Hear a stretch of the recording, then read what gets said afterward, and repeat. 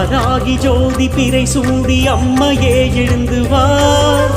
யாக ரிஷியோடு பேசி அருளாட தேவியே மகிழ்ந்து வார். கலப்பை மூனை கொண்டு மனப்பை முழுகின்ற சிறப்பை நான் சொல்லவா. மூக்க முகம் கொண்டு வார்க்கும் அருள் காட்டும் தீர்க்க சுமங்கலியேவா. ஆதிவாராகி ஜோதி பிறை சூடி அம்மையே எழுந்து வா. தேவியே மகிழ்ந்து வா.